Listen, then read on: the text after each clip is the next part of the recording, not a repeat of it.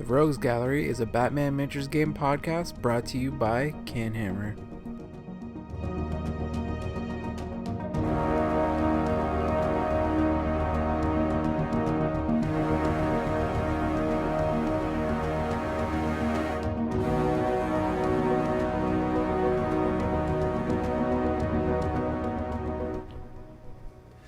Welcome back, everybody, to the, I guess, second, because the last one didn't catch, episode of the Rogue Gallery podcast. I am Zach, and I'm here with Andrew. Unfortunately, Frank, who was first premiered on our last podcast, isn't here, and Jason's not here either, so it's just going to be us today. But yeah. Well, you wouldn't have heard Frank's podcast, because we did actually record one for June, but unfortunately, due to a blunder on my part, I forgot to actually turn the volume up on the recorder, so it was just a bunch of empty blank space on the audio clips, and that was kind of a bust. So this will be our July podcast, so technically our second, but really our third attempt. Yeah. So sorry about that. If you guys were wondering why there was a huge gap, hopefully we'll be on track from now on. So to start off, stuff I've been playing recently.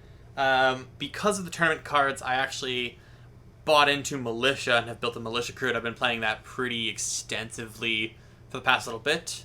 I've also been focusing a lot on my Brave and the Bold, but primarily it's been Militia, a couple different list variations, a lot of Sniper Todd, a lot of Big Boss. Going to start experimenting with Deathstroke now that I know I can bring him as a boss because of the sidekick contract thing, so see how that goes. Yeah, and I've been focusing mostly on Cobra Cult. Night Models was actually super cool and sent Canhammer a review box set, as well as the blister, the extra add-ons for the crew. So I've been furiously trying to paint that up and getting that ready. So I did have a one game with that so far, which we'll talk about later on in this one, and you'll see it on the channel eventually. But yeah, that's what I've been sort of focusing mostly on, is trying to figure out this Cobra Cult stuff. So, like I said, as we didn't get a recording last time, we talked about Cobra there. I think it's been talked about enough, and you'll see it between the unboxing and the game we played. So we're gonna skip over that, and we're gonna go to the newer releases. Yeah. We don't have any official cards for any of these, unfortunately, so we won't be able to talk stats, but we can kind of speculate. Yeah. So the new releases we have are Grifter, which is the Gen Con exclusive, Doom Patrol, which is the next Batbox coming, and hallelujah, Lord, I'm so excited for that. And the other one is kind of a guesstimate on our part, but we're speculating that Big Barda might be playable in BMG from that new DC starter box for Apocalypse. Yeah, so DC just announced, I guess, their second edition or like 1.5 edition of the DC Miniatures game, and on their like social media and stuff, they've been teasing. What was it like? The core Justice League for minus Cyborg. Right. Apocalyptic starter, so it's Steppenwolf, Darkseid, Big Barda, and 3 Parademons. Right, so maybe Big Barda out of that box would be playable in Batman Miniatures game. Well, because the other ones they showed off so far have been the Batman Villains one and Justice League Dark, and those are all been playable, so... Yeah, and that's actually cool. So if the Justice League Dark one... if it comes with all the Batman cards, which I don't see why it wouldn't, that'd actually be a really cool set for someone wanting to pick up those guys. Yeah. You probably can't run them as a crew, although they might make a team rule for them. But it is just a bunch of cool models to get all as one for Batman. Yeah. And then the villains one, you can kind of do a Society of Villains list out of that. A real wonky one, yeah. It's really fucking expensive too. Like, they're all the expensive leaders, so you might have a hard time making like an actual good list out of it. But it is cool if, for whatever reason, that's what you wanted to play. Instead of having to buy those leaders separate, you can just be like, boom, they're all at once. Yeah, it's definitely an interesting setup. Right. Weird that there's no Joker in that box, though. That was the one thing that stood out to me. I was like, Batman's villains, Joker. Yeah. Not in the box. Kind of strange. But that's all for the DC Miniatures game. So, yeah. For Batman, we got one you're really excited about. Oh, Grifter. Oh, I'm so excited. So he's been a character that I've kind of liked for a little while. I first saw him in Flashpoint because I knew he was Wildcats before that, and the DC acquired them and it kind of pushed them in. But starting to see those kind of expanded DC canon characters makes me really, really happy. We'll see what his card looks like. We have no idea what his stats are or anything like that yet. but hopefully maybe his psionic abilities are there. Maybe some new rules. See how that plays out. And also the Doom Patrol. I am very excited about that one. I've recently built my Danny the Street table specifically for my Doom Patrol. So I am very clearly excited for this list. That albino donkey is their objective. Super excited about that. I'm really excited to see what weird, zany things they can do with this, because these are the kind of characters that you want them to get weird with. So let's hope they can throw some balls to the wall kind of rules with this. Yeah. Weird thing about that, though, is I guess I don't know much about Doom Patrol. I'm more of like strictly just Batman stuff is what I follow. But isn't Cyborg supposed to be with them? So Cyborg is in the show part of it. Okay. But in the comics, Beast Boy was one of the first members of Doom Patrol. Oh, really? Okay. So we might see Beast Boy allowed in those lists, as well as we might see a Cyborg model later, because not only is Teen Titans missing Cyborg, so is Doom Patrol, and as it's based on the TV's team, you'd think there would be a Cyborg. Yeah, and that was kind of the point I was getting at, is like, everyone's like, well, where the hell was Cyborg the last time around? And now that here's another team coming out like a month later, or I guess 2 months later, where we're Cyborg again. So exactly. Like, are they going to bring him out? He can also fit, I guess, with like Justice League for the DC they bumped game. him up. So it's weird that he hasn't been released yet, but maybe we just haven't seen all the releases coming out next month, and he'll be like a single dude that you can pick up. Which would be tremendous. Right. I guess from there, what do you think of this month's release? Kind of sparse for Batman, at least. Well, yeah, stat wise for sure. Like we're getting those boxes. We're getting that box, and we're getting Grifter. But without any of the cards, we can't really speak too much on them, since we don't know what they're going to do, how they're going to play. Right. I'm hoping that Crazy Jane has something to do with her personalities. I think that would be something interesting. They might just give her like the thing that Two-Face has, though. Yeah. The willpower thing. I really hope that it's more than that, because it's multiple personality disorder, not just bipolar. So like. Yeah, fair enough. I'm hoping they give her something. Maybe it's like a D6 thing where it's like it can go way up or way down. Or... That's what I'm hoping. I want something zany with her, and like seeing just seeing like Elastigirl like that. I wonder if she's gonna have like some rule where she can get bigger, or if she can like turn into like this huge gross blob thing like she does a lot. Like there's a lot of things that we haven't seen yet that I'm really hoping are included with it. So maybe she's just a reskin of Clayface. Oh. Honestly, wouldn't be mad. Yeah. That'd be really good. So yeah, that's our takes on the models. We'll talk about more when the cards come out, and you'll definitely see them on the channel, because I'm a slut for Doom Patrol. Yeah, fair enough. I don't really know much about them, and for me, like this month's releases, there's not too much I'm too stoked for. Maybe if like that Justice League Dark thing actually becomes like an actual box, I'd be down for that. But yeah, for me, this month's kind of yeah, which is fair. So with that, I guess we'll get into our main topic. So our main topic of the day is we're going to talk about batboxes. Yeah. They've released a bunch. There's still a couple we're waiting on, but as of right now, it is definitely the best way for a single person to get into the game. Yeah. And they started doing this, what was it, last October? Or has it been 2 years so far? I think it's only been not even a full year of batboxes, right? I'm not sure. I started playing last October, okay. So. Yeah, because there actually hasn't been that many released so far. But yeah, if anyone who doesn't know what a batbox is, say you're new to the game, basically it's something Night Model started doing sometime in the past that I can't remember exactly. But so the base game is usually 350 rep. Yeah. Most tournaments run that level. These bat boxes are 350 rep, right out of the box, ready to go lists. Mm-hmm. Usually they'll have special rules, so if you run just the models in the bat box without switching things out for other things, you'll get like a configuration bonus for that crew. Some are great, some are kind of useless, but it all depends.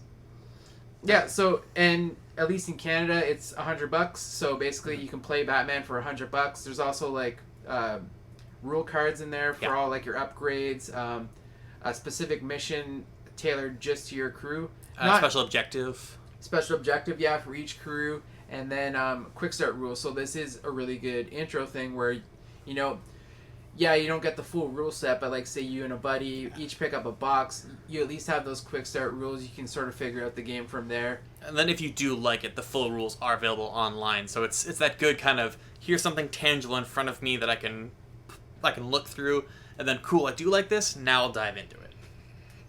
Yeah.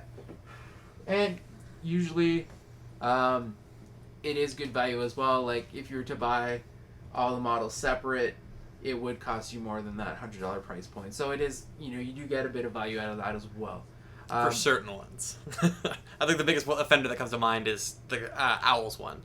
You get 5 models and 3 little owls for the same price that you get like the Cobra Cult box or like the Penguin box where it's like 12 models. Right, but I guess what I'm saying is if you buy it all separate, like if you buy like the...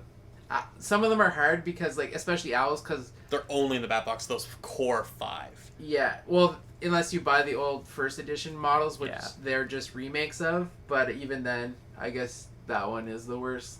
Value for money, but it is, funny enough, probably one of the better ones, despite Butcher kind of being a bit of a point sink for no reason.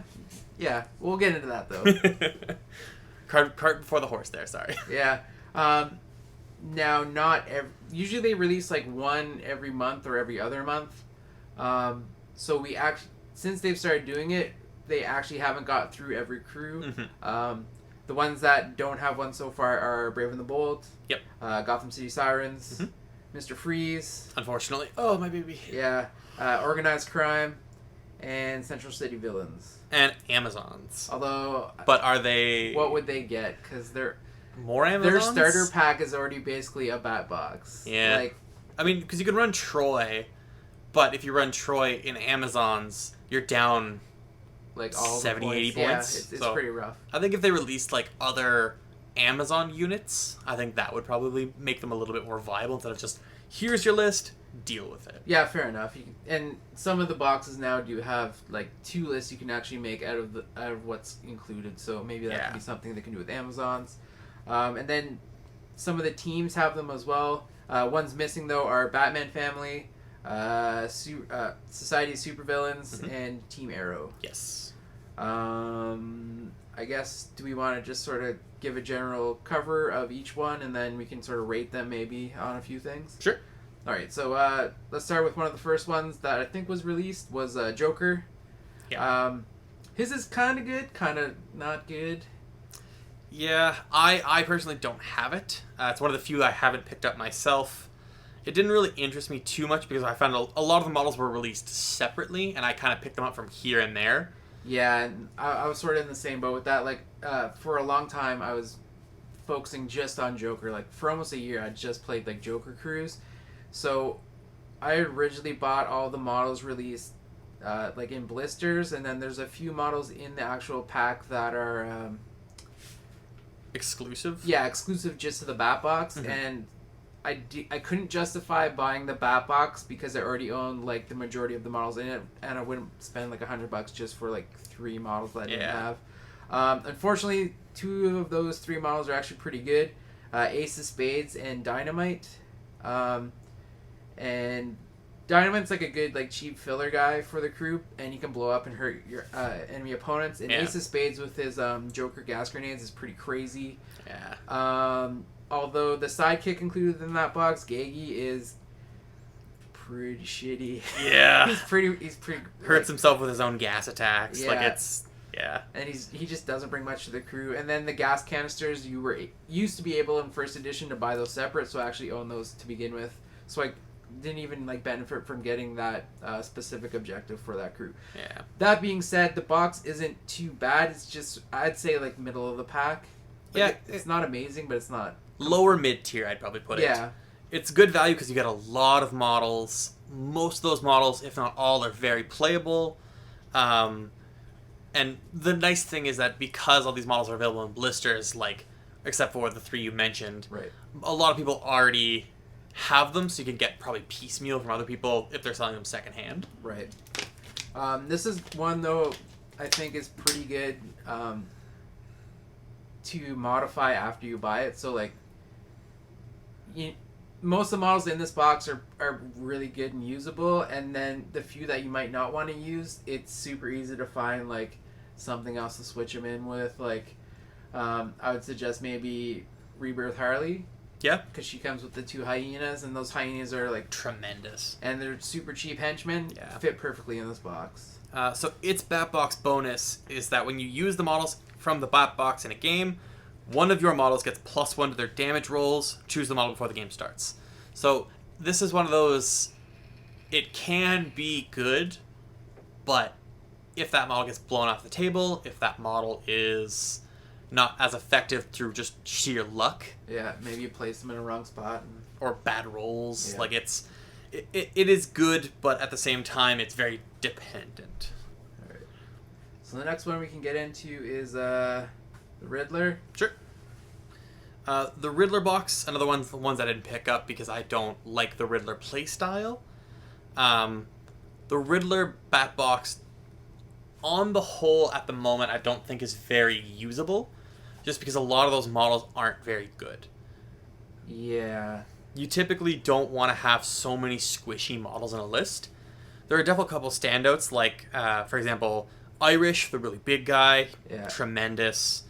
Echo and Query are a really good pair with competitive. They're both really strong with the gun and just being able to sustain defense, and you can't contest her objectives. Really interesting. Yeah. Riddleman, yeah, he's a little small guy who poops out riddles, but that's kind of that's their goal. That's the trick of this box. Yeah. They play kind of a different game. Like, you could try to go for your own objectives, but really what you want to do is take advantage of Riddleman's special ability, where every time a riddle is solved, he can make a riddle next to him. Is that... No, so the way that it works is that in the turn previous, if 4 points are made, he can spawn a riddle. And you can also buy that as an equipment to apply on other models. Right. So Riddler, when he solves one, automatically solves it for 4 points. Right. So what you want to do is you take Irish, you make him spit out a riddle if 4 points were scored previously, and do the same thing with Riddleman, solving riddles every turn to just racking up those points. Which ties into their Batbox bonus, which is your models gain +1 to solve any riddle objective marker. So this is good for models that don't already have something like Inspiration, where they can re-roll, or the models that have the +1 on the rolls, or Riddler, who automatically solves it for 4. Yeah. So it's good in the sense that it's good to get the ball rolling for them, but at the same time, the models that will be solving the riddles most of the time don't need it. Right. And again, a lot of the guys in this crew are super squishy. Mm-hmm. So once, if you're going up against a very combat-oriented opposing team... Owls, gun lists. Yeah. Well, like basically everything. Yeah. At this point, a lot. A lot. They are going to have a hard time staying in the game right to the end. So you really got to try to get that riddle factory going. Yes. Yeah. And this is another one where I'd suggest probably modifying what's already in the box with maybe some free agent, something that can block up your opponent from getting to the Riddler and the thief guy in the back, making those riddles and getting all their points. Yeah.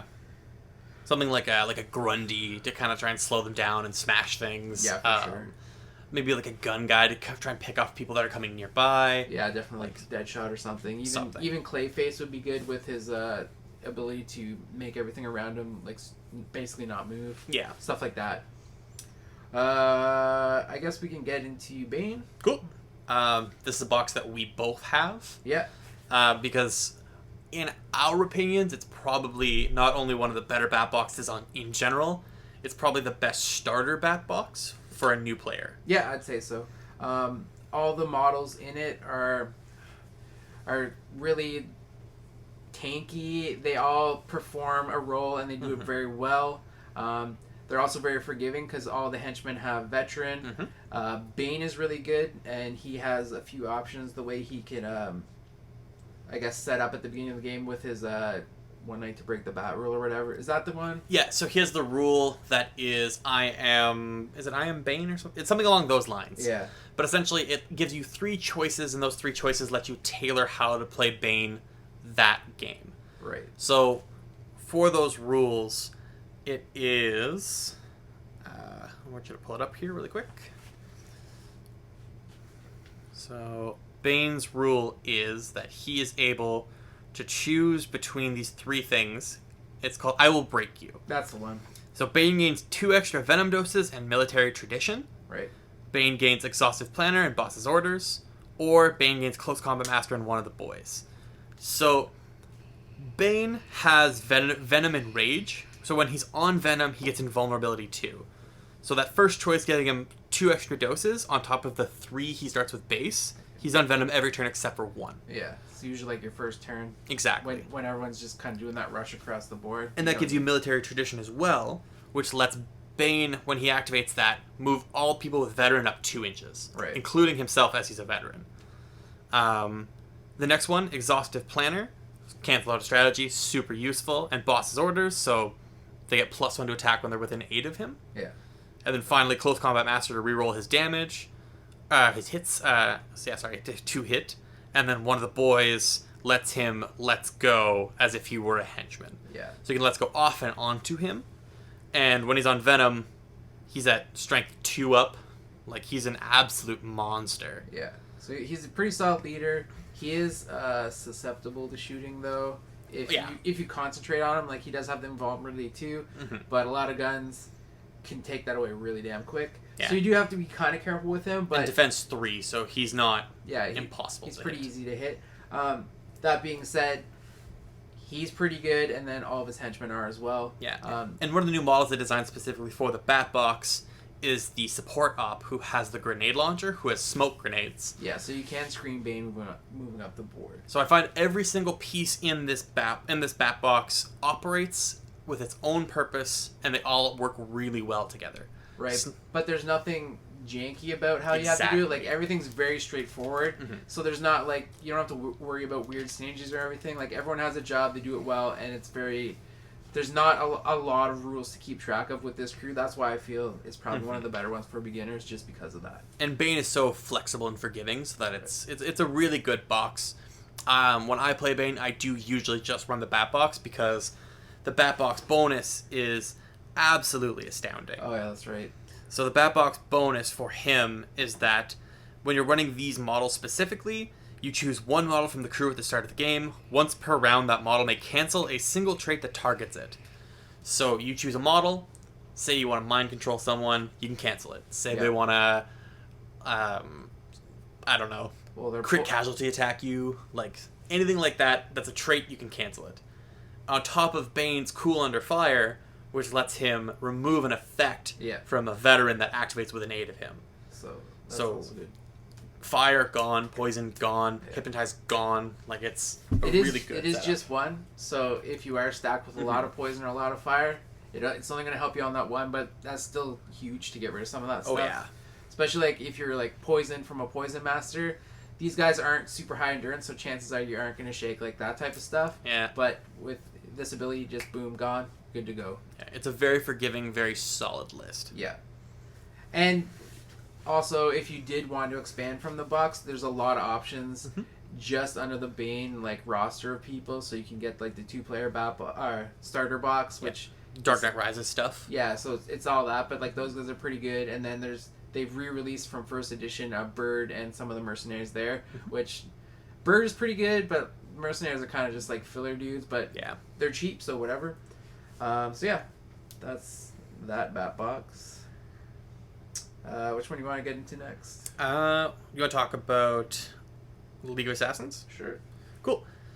So the League of Assassins Bat Box is the Demon's Air box, so it's not a Roz box, it's a Talia Rebirth box. Right. So this box features Talia, Cheshire, the Heretic, and 4 Assassins. It comes with the special objective for the Lazarus Pit, which is something really cool. So this box is very divisive. I personally run it, I have very good success with it, and I really enjoy it. However, a lot of players, because their threshold for hitting with those models is so high, it is not a reliable list, to say the least. Yeah, like all the henchmen are strength 5+, right? Even Talia. Talia is also strength 5. Really? So that's why everyone's handy, almost everyone's handy, almost everyone's sharp. Yeah. There's a couple exceptions to that, but like, on a 5-up strength, if there's any armors, it's going to hurt. Yeah. So it's very dicey. And their Bat Box bonus is not super interesting. It's good to get them into combat, but after that, not really useful. So essentially, they gain the rule Swift, which is for every 2 movements they spend, they gain an extra 2 inches. Oh, that's not bad. So it's not the worst, but once you're in combat turn 1, from that point, does it really matter? Yeah, I'm sort of on the fence where it's like, it's alright, and there's components in this box where I'd sure take in a list, but this is one I'd definitely modify the hell out of, either with the Raz box. If you take Bane from the Dark Knight starter, he's also League affiliate, so... Yeah, and then that opens up the mercenaries in that box as well for that, so you can make some cool lists, but this would be more of something... If I was starting League, I'd buy this and a lot of the other stuff too, and probably not run this stock out of the box. So for that reason, maybe I don't rate it too high. I find a lot... The main problem is that a lot of those... all 4 of the henchmen in that box are very weak, and they rely entirely on Talia's ability to make them desensitized. If you run them in any other context where Talia's not in the crew to make them desensitized, they are worthless. Yeah, well, there's one that has poison, so I'd take him just because... But I mean, takes... Poison procs on a hit, not a wound, so... But I mean, on Endurance 5, he takes 4 damage, he's at 2 counters. Yeah, they're pretty shit. Yeah, I love the assassins, but yeah, unless they're Talia leader, I don't use them. Yeah. That being said, Cheshire and the Heretic are actually really solid. Absolutely astounding models. Heretic, I think, has probably one of the best written rules in the game. Juggernaut. So Juggernaut is so well designed. When he does his charge, it's essentially like a charge move where he goes and he contacts people. So it gives him the option to push or not push when he contacts them, and he gets a +1 to hit any model he contacts in that way. So it gives you a lot of flexibility if you need to push someone off an objective, if you want to keep them there so you can hit them with your fists for that +1 to hit because he has Master Fighter, so +2 with the Juggernaut. It gives you the flexibility to do what you want when you need to, because with a sword with reach, you can still hit them if you push them. Yeah. It's really well written where you don't have to be forced into one playstyle and it's just not going to be used. It gives you that sort of advantage of what you need it to do. It'll do it. Yeah. And then Cheshire is just all the poison. Yeah, absolutely great poison. She has agile and reflexes, so she's re-rolling stuff, jumping off of buildings, and who cares? And yeah, she's a tremendous model. Definitely really, really like her. All right. You want to get into, I guess, the newer one? Sure. Cult. So this was one I've been sort of focusing on lately. Just kind of almost finished painting them up. Had one game so far with them. This Cobra Cult, though, is what we're talking about. Now, they're not a crew. They're not even a team, I guess. They're a cult. They're sort of a new subset of how to make a list. And all the rules for how to do that are in a PDF that Night Miles put out at the same time. Mm-hmm. These guys are interesting, but I think they're more for experienced players, for sure. Veterans, because there's a lot going on. So how cults work, I guess, in general, is they can generate faith points every turn that they can spend to gain special abilities or healing yourself and things like that. It's a lot of like paperwork to keep track of and memorization of the rules. That being said, the models in the box, like the characters in the box, aside from like the leader and your sidekick, they're kind of all not great. Yeah, they're most of them are minions, so you can bring multiples of them, so they are very base stats because of it. Yeah, there's not a lot of specific rules on each character, but it's then when you have to remember these acts of faith and like keeping track of your faith points and spending them properly. That's where this crew, I guess you can call it, really shines. But starting off, it's a lot to like keep track of, so it's really hard to play them, I think. I'm sure it'll get easier as I get more games in, but like the game we had, which we can talk about later, didn't go so well for me, and I feel a lot of that was just because there's so much to keep track of it. I just got overwhelmed. That being said, I don't think this box is bad. I just think it's probably not a good one for beginners just because there's so much to keep track of, and if you don't use their abilities properly, they will suffer for it and probably won't perform as well as like any of the other ones. Yeah. So next up, do you want to talk about Militia? Sure. Cool. So the Militia Batbox it was one of the more sorely needed Batboxes, as Militia hadn't had a standard re-release until that point. Yeah, so up until this point, there was no actual second edition, or I guess standard edition Militia team. Yeah. So the Militia Batbox includes a couple different models. So it releases Arkham Sniper, which was an exclusive for the campaign book before? Yeah, so if you pre-ordered the campaign book back in first edition, he came with it. Other than that, there was no way to actually get this model. Yeah, so he's a tremendous model. He's really, really strong. He's not overpowered, but he definitely has very interesting rules that let him do a lot of really cool shenanigans. Yeah. Scarecrow is the sidekick. Really, really solid model as well. He's not like a big bruiser or anything, but like when he gets going, he gets going. Being able to fear people from henchmen, and then being able to just wipe out mass waves of henchmen if they're weak enough with that terror is just tremendous. And that's actually their rank in the crew has been flipped since first edition. Yes. So if you do have first edition models, because this whole crew, there was no new model. It was all re-releases of first edition. Yep. But back in first edition, Scarecrow was actually the leader and Arkham Knight was actually the sidekick. So now they've just flipped that. But it really doesn't change too much, I think. No, yeah. I think it's better on Arkham Knight to be honest, because Scarecrow can be a little glass cannon-y. Yeah, so he's pretty easy to take out if you focus on him. Yeah. Although if you let him do his thing, he's gonna screw up a lot of your plans. Yeah.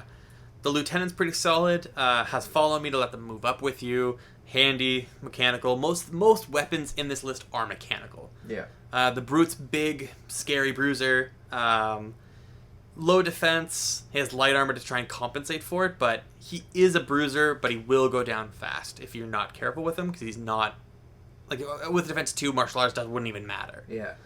Then we have the rocket launcher, which I think is one of like the shining examples of why this is a good list. He has good aim, which lets him move and shoot with the +1. So with that rocket launcher being anti-tank, you get a pretty solid 3 blood.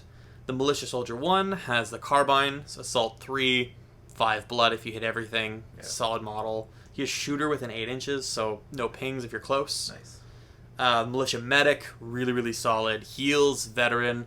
Handy sharp knife for a blood, so like better than most knives. And then Militia Soldier 2 for the shield, giving that protective bonus is really, really nice. And then their objective, I think, is probably one of the better objectives in the game. It's very dynamic, which I really like. So it's a drone that moves 4 inches base in the recount phase, and then for every action counter not spent on the drone controller, which you choose at the beginning of the game, it moves another inch. So you could pick one of your 4 willpower henchmen, not move it like I usually do, and then just move it 8 inches to where it needs to be. The way that it works is that when it's within 4 inches of this drone, it target paints models. That gives you +1 to hit them, and if you hit them, you get a VP. So it's a really good way, if you have a lot of models near it, to get a lot of points, and it's a good way to get +1 to hit. And especially with how many guns are in this crew, it really helps those guys out, because there are, some models with that defense 5, even with guns, it's pretty hard to make those hits. This really helps it out, and you can rack up those points really quick without actually having to get close to your opponent. Mm-hmm. So that helps out there. And the Militia's Batbox bonus lets them re-roll up to 1 failed hit roll when performing range attacks, and you choose what model gets this ability before the start of the game.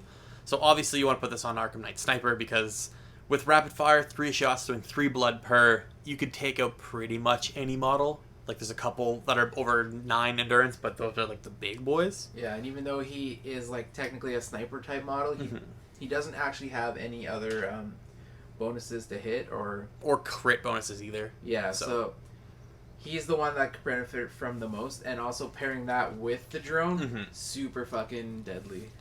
Yeah, it's a very solid way to make sure you're getting your hits in, and it's a very strong model. I think the Batbox is a good start. There's definitely room to improve. I personally don't play the Batbox myself. I play a variant. I don't run Scarecrow. I run Big Boss, which is a tournament card, and I run usually Ratcatcher, because if rats start within 2 of him and they hit something near a drone, +2 to hit. So it's a lot of stacking poison, a lot of hitting things for points. So it's a good all-rounder crew that I think has a lot of different good moving parts. There's definitely could be more models that could make them better, but I think they're a good mid-tier crew. Yeah, fair enough. Here's one that a lot of people were thinking about or asking for before it came out, and that's the Penguin Batbox. Yes. Again, Penguin was in that weird space where when 2nd edition dropped and Standard Edition became a thing, he did not actually have any models that can be played in the game. So I think it was around January of this year when this comes out. The Penguin came out, and his box is really freaking cool. It's very solid. Yeah. A lot of stuff in here just works really well. All has a purpose. Penguin himself, kind of decent, kind of not, but he does have that add-on duck thing he can drive, which I love it. Which is pretty gross. It allows him to summon in more penguins, and usually people bring in like the exploding penguins because you can just keep throwing them at your opponent until they die from exploding. Yeah. It is counted as a vehicle, so it can't heal itself, but Penguin has Repairman, so he can fix him. He can basically heal himself as he goes, as long as the duck doesn't get completely destroyed. He can basically just keep healing himself forever. So you really got to focus on him to take him down. There's also the henchman that has Handyman that can heal things as well, that runs behind him. Yeah, that's right. And then Lark making him, giving him -1 penalty to hit on the duck is really nice as well. Security Boss is a really good trait. She's a really strong henchman that I think a lot of people underestimate when she's in the list, but she's definitely highest target priority to get rid of, so you can make sure you get the Penguin out. Yeah. And then the rest of the crew guys are fairly decent as well. Except Loose Lips. You don't like him? No, he's garbage. He got a shotgun. Yeah, he's so bad. And a knife. Yeah, I mean, with the new tournament card that came out for 50 cent, it's a way better sidekick. Loose Lips is really lackluster. Like, he costs funding, he gives you half on magazines, but right, he gives you But I mean, I'd rather take 50 Cent, who gives the exact amount of money that he takes, so he's basically funding free. So that immediately covers the magazine right there, and then some. So I like 50 Cent's, I think, a better model, just because he has Mobster and Death Pack. Or, I don't know if he has Death Pack, but he has Mobster for sure.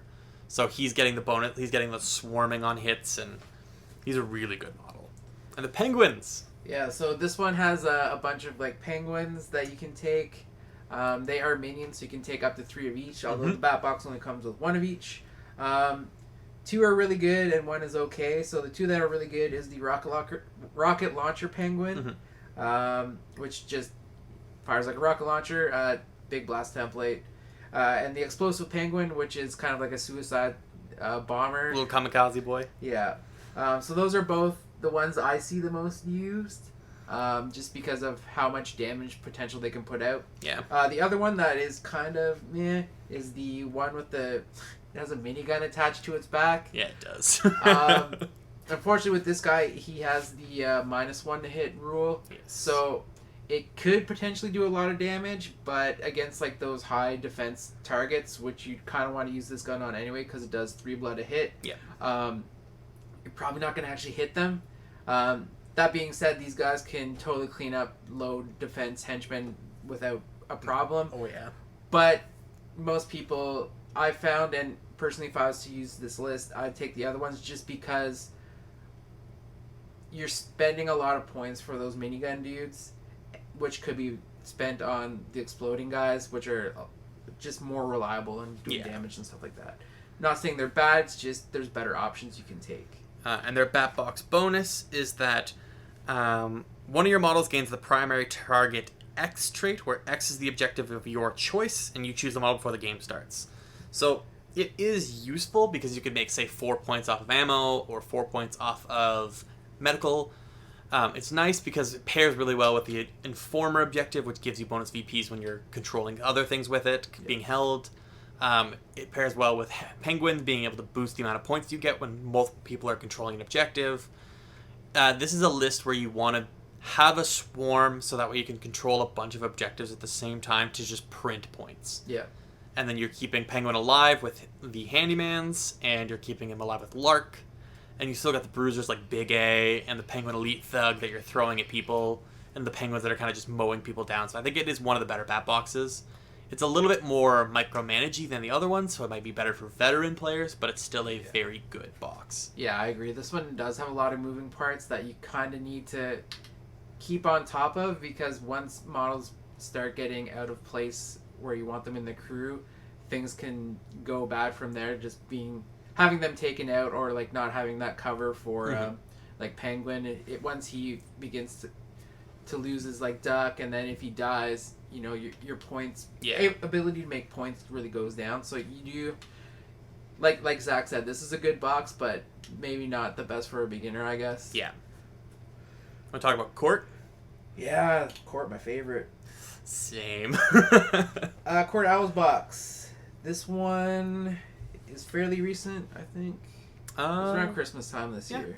Around Christmas. Now this one is weird because the majority of the stuff in the box was reprints of first edition, although the first time I think they've done it where they've actually, instead of taking the first edition models and just redoing them in resin, these are completely brand new sculpts, except for Butcher. And then there's one exclusive model, which is one I want forever, Lincoln March. But tremendous model. Yeah, it's great, except I owned every other model in this box, so I could not justify buying it, which is killing me on the inside because I really want Lincoln March. That being said, this box is super fucking solid. Everyone in the crew is very deadly, and they're very good at what they do.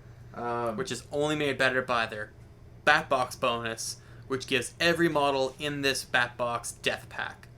Yeah. So when you outnumber someone, you get +1 to hit, and you get an extra attack for free. Right. Which is absolutely killer for models that already have combo, already have pluses to hit, or handy, or like it's tremendous. Yeah, because like Strix, arguably the best henchman in the whole game. Yeah, she's up there for sure. She's is she fast? She has stealth. You give her fast, you give her bat claw. Right. And she just flies up the board like a windmill of death. And she's already an acrobat. She's got combo with those katanas, so... Nope. Not? No, she doesn't. I thought she did too. Who's the combo one? Robin. Robin is the combo one. Fuck that guy. Yeah, and that's why he is usable in Court. Oh yeah, okay, well she's still attack 4, handy sharp. Her overwhelming. Katanas, yeah, so they did add overwhelming on her katanas, which is new for this one. She's an acrobat, stealth. Yeah, so you give her fast for one of the traits. You give her bat claw, flies up the board, chops whatever you want into little pieces. Yeah. Lincoln March also has an item that you can buy called Talon Serum, which gives everyone +1 willpower and +1 to your damage rolls. Gross. So you give that, or sorry, not everyone, sorry, 3 models with reanimated owl traits. So you usually give it to the non-March models because March at strength 3 up with sharp doesn't really need it as much. It's pretty good, yeah. But March having unarmed combo, so he has retractable claws on his unarmed attacks, so sharp 7 attacks with sharp, blood stun, terrifying. Plus he can fly, so he's really fast. And he's power armor, so he's immune to crits, yeah. And he can ignore damage. Yeah, so martial artist, you can't outnumber him. Like he's tremendous. They're all really solid. Mm-hmm. This one's kind of weird because even though every model is really good, they do kind of need to support each other too. Like no one model is gonna kill like a fighty character, like say like Batman or something. They'll do a lot of damage, but you really need to like run them in like groups of 2 and just have them like sort of as teams. Yeah. But that being said, they're gonna do super well, and this one's probably one of my favorite bat boxes. Yeah, even though I'm not gonna buy it. They're tremendous, and like their objective, letting henchman models get +1 on the casualty. Right. If they're or any points scored within 4 for henchman models, which is everyone other than Butcher and March, is tremendous. Like getting bonuses off objectives, off knockouts, off kills. Like, this is one though I might not run stock out of the box, just because there are the other court box with the High Court Lady and the other like sort of bigger other talons, Newhouse and Newhouse. I want to say Ephraim, but that is Newhouse. Yeah. Ballard in 1880s. Yeah. They're all really solid too, and they all just work so well with these guys as well. So there are like this box is good, but it's also even better when you modify what's in the list. So you might not always use the actual configuration bonus, but everything in this box is solid, and yeah, I'd go for it. So next up, let's talk about the Suicide Squad. Probably the oldest Batbox. I think they were the first. Yeah, they were. Yeah, it was like Joker. I think it was Joker, Riddler, and Suicide Squad was like first wave of Batboxes. Yeah, because they technically released the starter for first edition that was just the Batbox. Right. And it had that metal Ben Affleck Batman in there. Yeah. Not the greatest. Yeah, the Suicide Squad box, there's a lot of pieces in there that are really, really strong. Deadshot, Boomerang can be good. Slipknot's an underrated favorite of mine. Harley Quinn's pretty good. But Katana is okay. And I think Diablo is the worst model in the game. Yeah, he's pretty like, bad. He has regrets.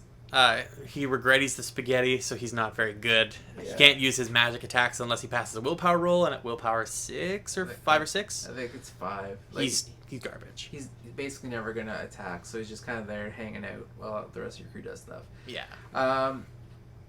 Yeah, like there are, I guess, models you would want out of this box if you're gonna run Suicide Squad, because there are. Suicide Squad is like a fairly decent team, even with their like neck bomb thing.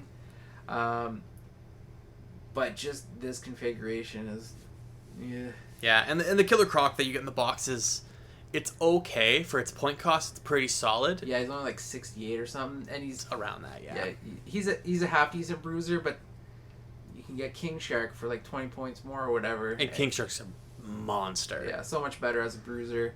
Yeah. So yeah, this box, not the greatest stock. I guess if you do want to make a Suicide Squad list, you'd probably still want to pick it up though, just because you do want like Boomerang, you do want Deadshot.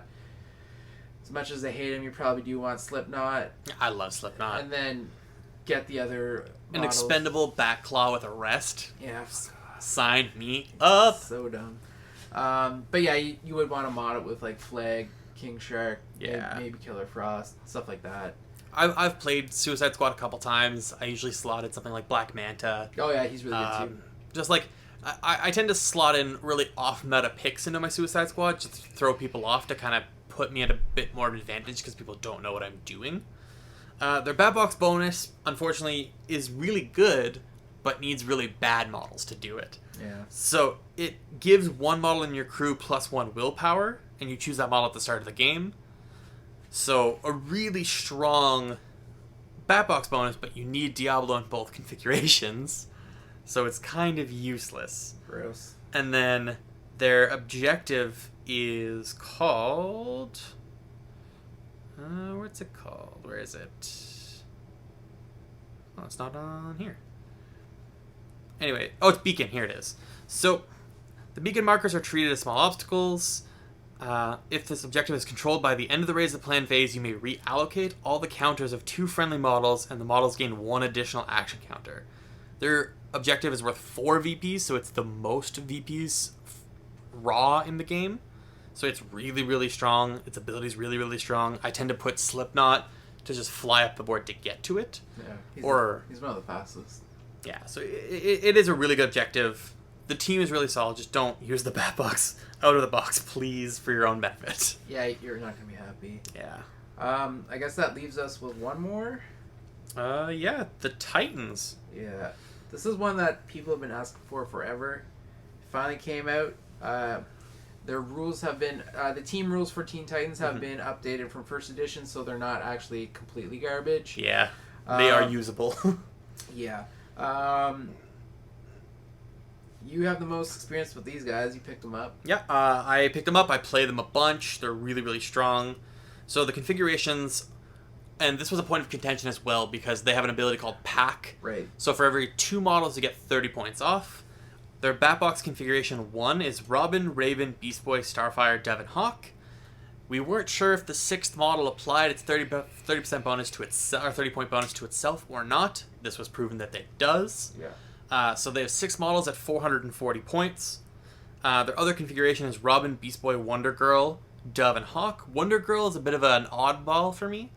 She's one of my favorite characters. She's a really strong model, but because of the team rules, she'll never shine as much as she should.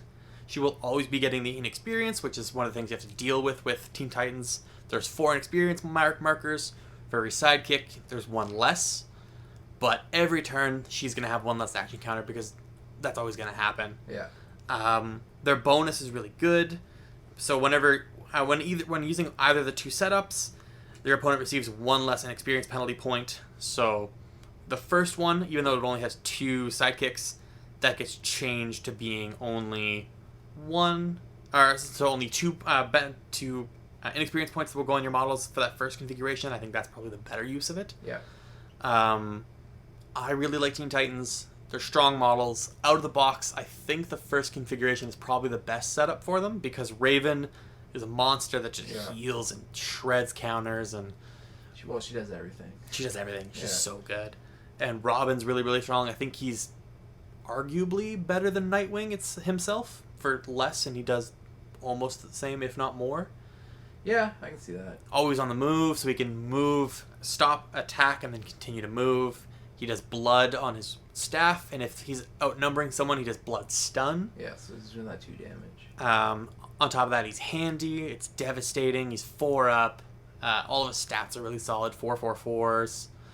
6 endurance. That's the biggest problem with Teen Titans is they're all very low endurance. So once they start dropping, they start dropping. But they're really, really solid. Yeah. Beast Boy's there. He's able to just adapt to whatever you need him to do. Basically. Switching forms, 3 different forms with the hawk, the tiger, and the gorilla. Basically just rush, tank, and fight. Yeah. And because his forms are upgrade cards, he actually gets to heal himself every time he switches. Mm-hmm. So super solid crew. Not one I'd say for beginners though. This is definitely not. This is a lot of these guys' abilities do proc off of being in around proximity. each other. So you really have to think about your actions, especially like order of operations, who you're going to move up and then who you're going to move to those people. Always being around the Trigon portal. The Trigon portal, but even like Hawk and Dove's little bubble thing. Oh, the bubble because Hawk gives off Trickster to everyone within 4. Yeah. And then Dove can heal everyone within 2 inches with her medic, so that's very useful as well. Yeah, so this one does take a lot of planning, and so maybe as a new player, you're going to struggle with this crew to get the most out of them. That being said, I would put this up there with Bane as probably one of the best batboxes as well. For sure. Just not for beginners. Absolutely, you would have to have some experience with the game and sort of understand like the mechanics to get the most out of this box. Yeah. And even me, I forget a lot of rules too. Every model in Teen Titans has Survivor. The amount of times I've done a Survivor roll? 0. Probably 0. Yeah. I've had models die and I just totally forget because in the moment I'm like, oh man, I have nothing to counter that. But no, I have a Survivor check. I might survive it. So, yeah. They get resilient when there's multiple within 4 inches. Robin has leadership, so rerolling within 8 for willpower. Yeah. There's a lot of things that they get when they're together, and you have to play them smart. Yeah, so they're very much in the same boat as like Cobra Cult, where you got to keep on top of everything. Yeah. Although I think this one is probably one of the stronger boxes. Yeah. I think we've covered all the boxes. We do have one honorable mention though, and that's the 2-player starter set. Yeah. Not full 350 rep crews. I think you said they're 250. They're roughly 250. Bringing in the the tumbler into either crew will bring them up to the total. Okay. But you probably don't want to bring the tumbler because the tumbler, despite putting out a lot of hits and a lot of heat, is very susceptible to just scratching it to death, and then it's a lot of wasted points. Yeah. So, but as something I guess for beginners getting into the game, great great place to start. Great value. You get the rules, you get some terrain, all the templates and dice you need. Markers, yeah, tokens, objectives. Yeah. And then you got 2 crews that are good to build off of as well. So if you want to go like the Brave and the Bold route, you know, there's so much stuff you can pick up for that crew to expand the models you get with that. Same with Bane, you know, pick up this box and the Bane bat box. You got a lot of toys to mess around with and make different lists. Yeah. So yeah, honorable mention for that. For beginners, perfect. Absolutely. Beginners that have someone to split it with, probably, unless you want it for just yourself. Yeah, well, I don't know. I bought it for myself because I love this game. I'm planning to buy it for myself because I play both the crews, so I want all the stuff in it anyway. Yeah. But yeah, honorable mention for that. Yeah. And on to our next segment, the games we've played. All right, so next up we're going to talk about some of the games we've been playing recently. Zach, you probably have more than me, so you can go because mine's going to be real short. So one of the more recent games I played is I played against one of my friends, Dylan. He owns Multi-Zone Comics here in Gatineau, and I play there pretty much exclusively, unless it's here with Andrew. Yeah, one of the sponsors for the channel as well. Yes.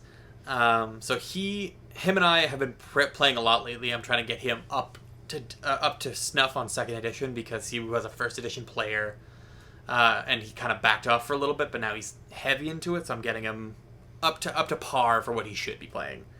So he played Dark Knight Rises Batman in the Tumbler with Catwoman on the Batpod, Alfred, and the police officer who has the spray bottle for the pepper spray.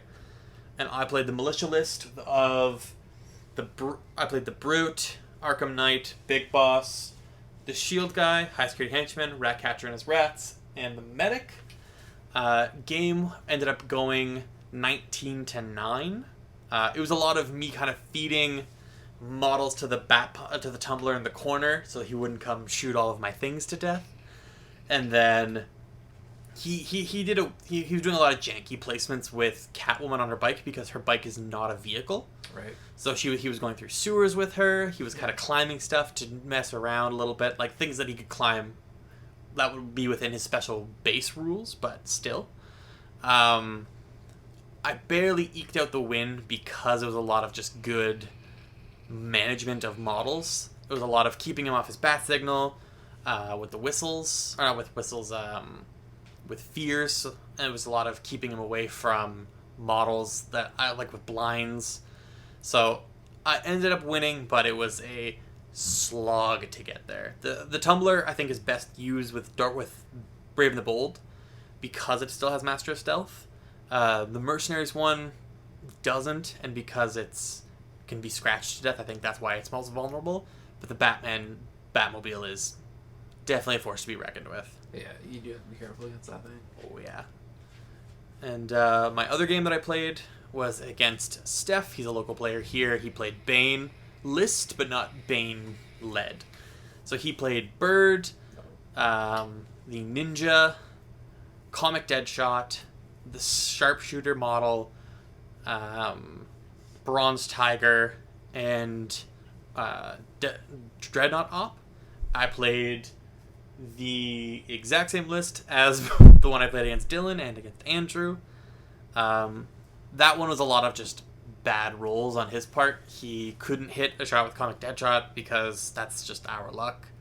I've hit maybe one or two, critted once of those two, and then every other time I failed it but critted, so it's just really disappointing. But no, I ended up winning that handily because of the rats with Ratcatcher, just +2 to hit when it's near the drone and near Ratcatcher for the +1 each. A lot of making points off of hitting models repeatedly with different models. I let Bronze Tiger come up to Todd and get knocked out, but then Todd woke up and bounced out the next turn. And then I kind of put everything else on objectives and then away from Comic Deadshot and kind of just hid from him so he couldn't shoot me. And if he did, it ended up not being good for him. So, yeah. Those were my two most recent games, other than the one you and I played, which you'll talk about now. Yeah, so I haven't played much because I am doing a lot of work preparing for Capital City Bloodbath, which is a big event that Can Hammer runs here in Ottawa every August. So I'm doing a lot of work on terrain. Be there or be square. Yeah. So I've only gotten one game in this month, which is June. And that was today against Zach. You'll see that on the channel as well, so you can see how bad I got crushed. But I was using the Cobra Cult for the first time. And we played Asphalt Jungle, which sort of forced the action to be all in the center of the board. You ran the same crew that you just went over. Yeah. And you pretty handily took me apart, just shutting down a lot of the things I was trying to do, taking out key models. One of the things that I guess we went over when we were going over the batboxes is Cobra Cult has a lot of things to keep track of. A butt ton of traits and rules and abilities and powers. And Yeah, so that's, I think, where the biggest part of my downfall was just keeping track of that stuff. I know for a fact that I just forgot to do a lot of things that I was able to do, which would have helped me out. That paired with a few like key sort of just shit the bed dice rolls that would have like swung things a different way. Like first round, I tried to rush up with one of my characters that had a +1 to hit. Arkham Knight, who didn't have, I think he only had like 2 movement counters on him, so there was a good chance he might not have been able to dodge. Rolled like 2 1s or whatever, like missed that, and there's a couple other attacks where it was like it should have went better, but just didn't because I just wasn't rolling very good.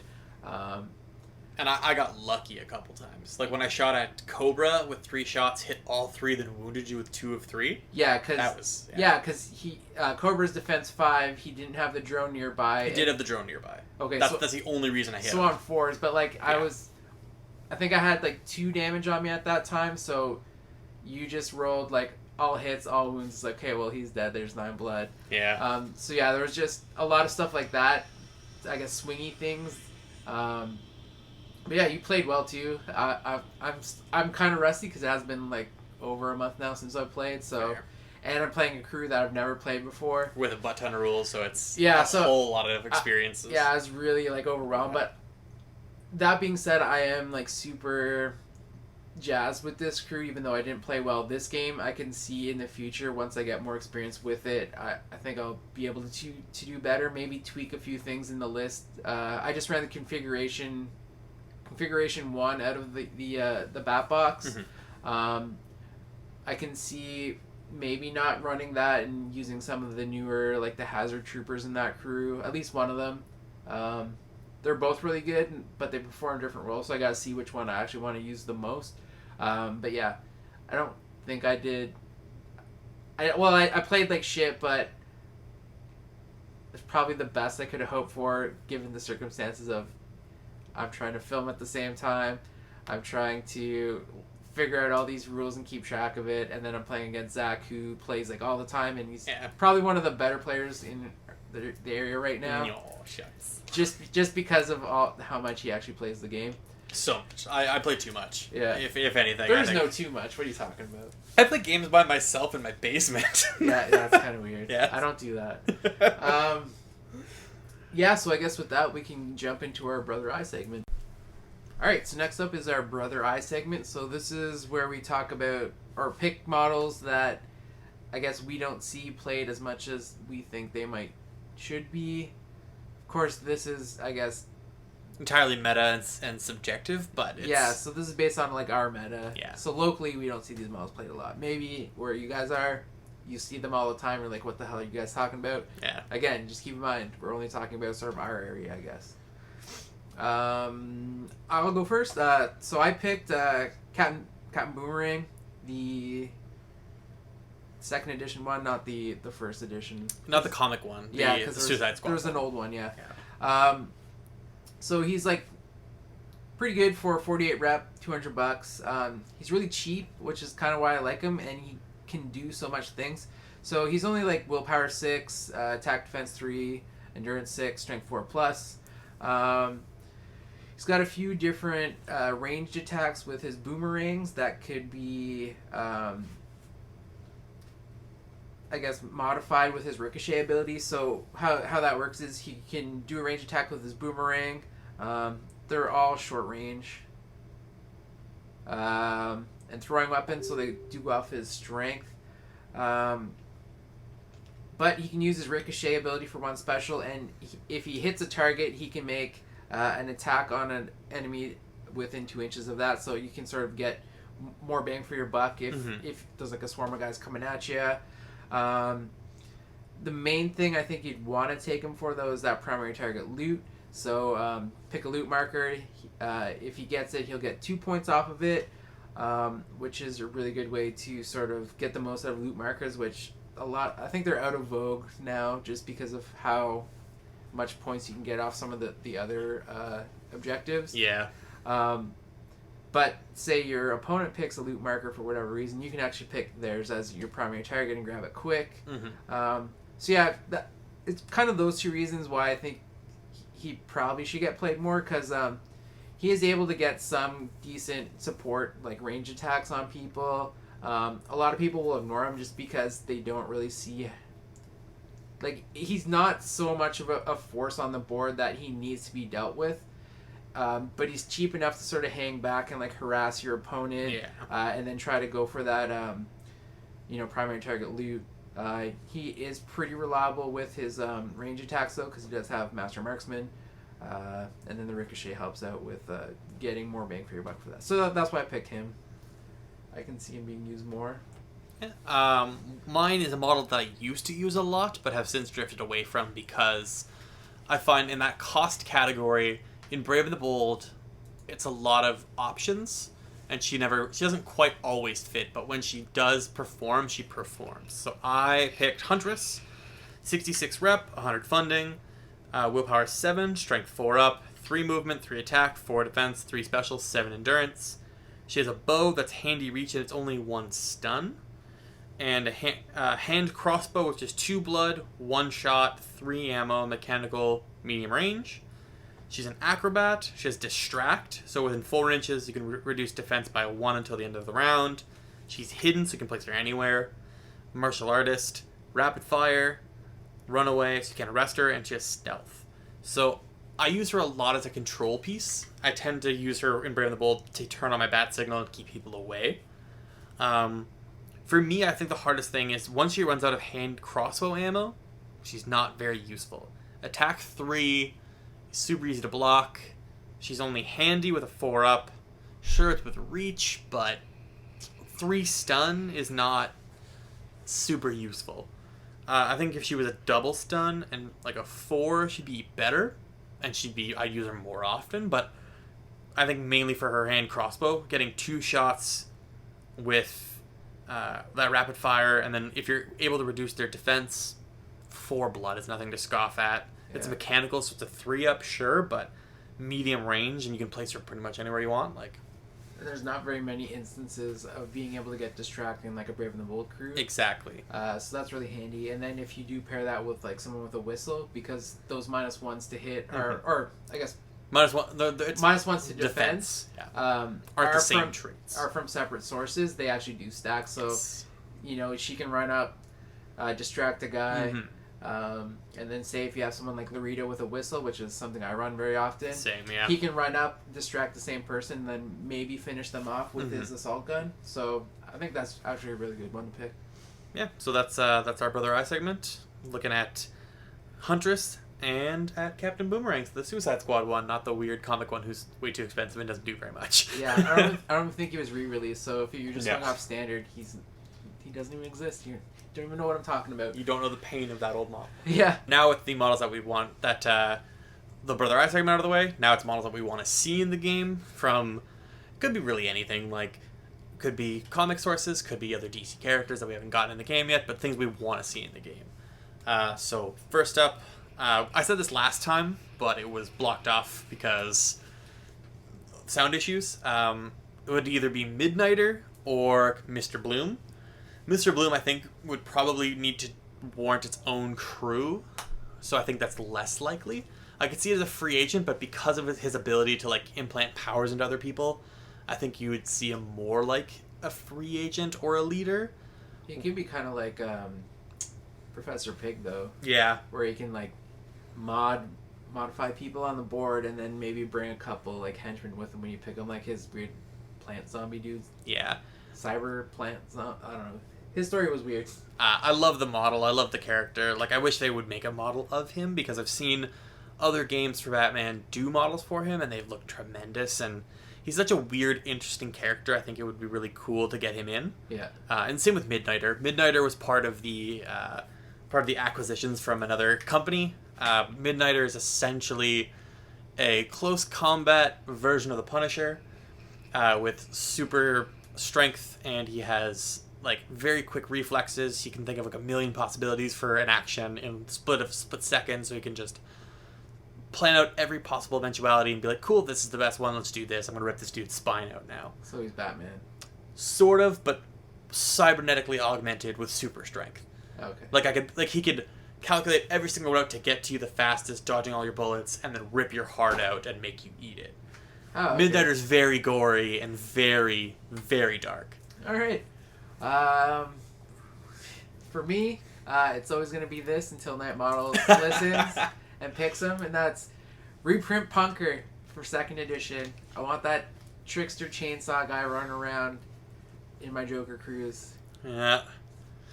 Well, I mean, I think the sweet irony of the universe will probably put him in another crew. Yeah. They'll probably do like almost exactly the same, but just put him somewhere else to make you play something else out of spite. I'll lose my fucking mind. I swear to God. I want that model back so bad, especially now that like a lot of the bigger tournaments are changing over to standard only as opposed to playing eternal tournaments. Yeah. I am losing like my one crutch model for Joker, and since like I can make some really wicked eternal Joker lists for tournaments, but I just can't make a list that I'm happy with for standard for Joker right now, and it's killing me because like I love my Joker crew, but it's just I don't know how to run them for standard. Yeah. So with that, guys, that's the cast. Yeah, our third one, we'll say 2.5. 2.5 version. So with that, thanks for listening, and always be sure to check us out here on Podbean. We will release this as a audio cast on the YouTube channel Can Hammer, and check out our bat reps and I guess our social media. So Twitter, Instagram, and Facebook /Can Hammer. You can find out all the information going on and all the other stuff we produce. So with that, thanks for listening, and I guess we'll catch you in the next one. Have a good day.